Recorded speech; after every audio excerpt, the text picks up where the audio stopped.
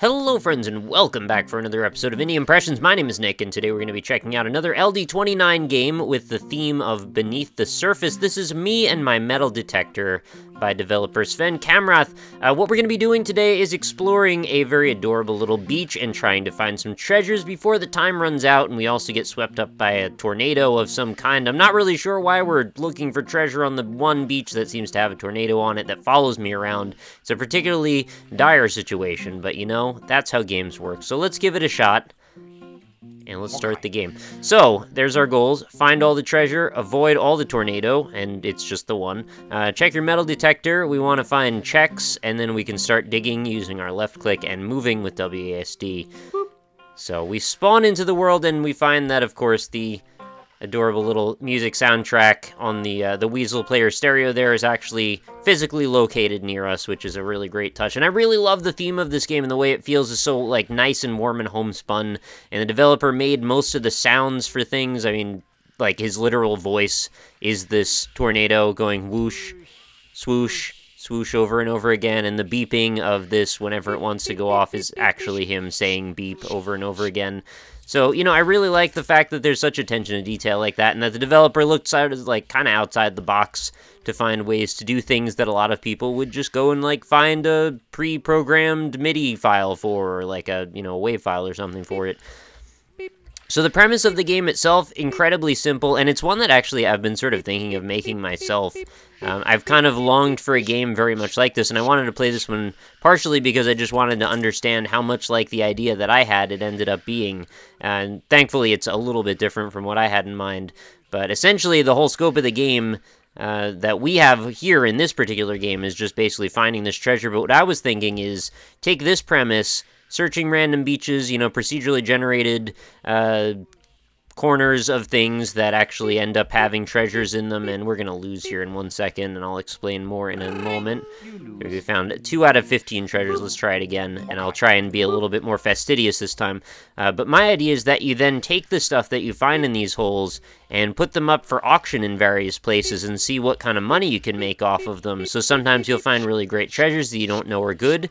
Maybe you need to spend some money to get things appraised and then bring them to auction, and, you know, various things like that end up playing various factors, or, you know, adding various factors, rather, and variables to see where you end up money-wise. So there's, of course, living expenses and monthly wages, and it'll be like a, you know, a simulation of can you survive searching beaches, combing them for jewelry and various things using metal detectors. The metal detector simulator, I guess we could call that.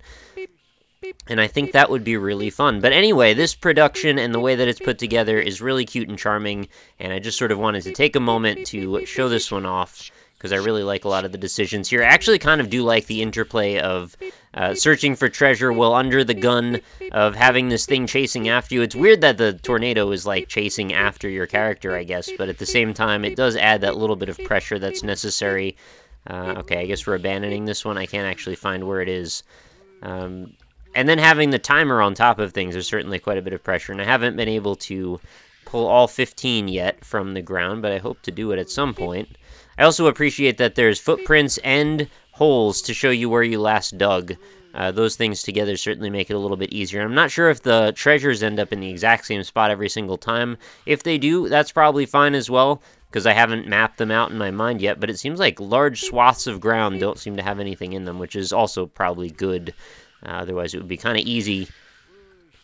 But I'm seeing, like, what if you took this to a bigger level, made the beach substantially bigger, took away the time limits, made there not really be an impetus to hurry up and find things other than just, like, when the sun sets, you're not allowed to be on the beach anymore. So it would just be, like, casual explorathon combined with the life maintenance and management sim stuff that could be over top of it. And I feel bad kind of like projecting my own idea beyond the idea of this developer's, but, you know, as it stands, this right here, what it is now, is pretty fun anyway.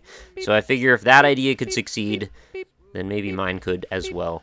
I seem to have a lot of trouble finding this. I would also want to add in some upgrades that maybe you could buy with the treasures that you find. Maybe make your metal detector more powerful. Maybe you could find new shovels or buy more shovels and things so you have better access to digging through the ground.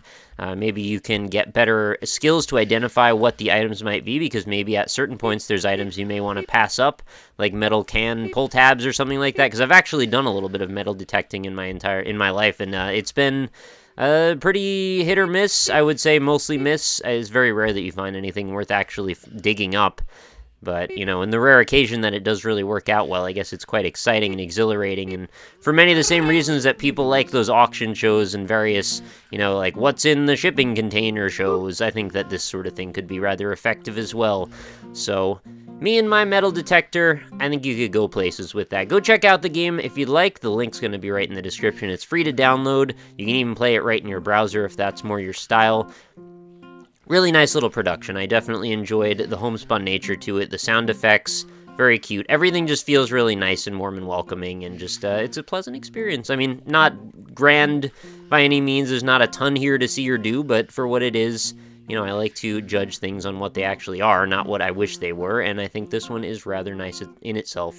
So with that, I will head out for another day. If you enjoyed the episode, consider leaving a like. Helps me out a whole bunch. Check out the game like I mentioned. If you want to find out more about me, look in that description. There's some Twitter link, there's a Facebook link, a Twitch link, and all kinds of other stuff. And please do come back again tomorrow. New episodes of Indie Impressions go up every single day without exception. So if you enjoyed the one today, maybe you'll enjoy the one tomorrow, and who knows where it could go from there. So I hope to see you back for another then, and I hope you have a fantastic night. Thanks everybody for watching.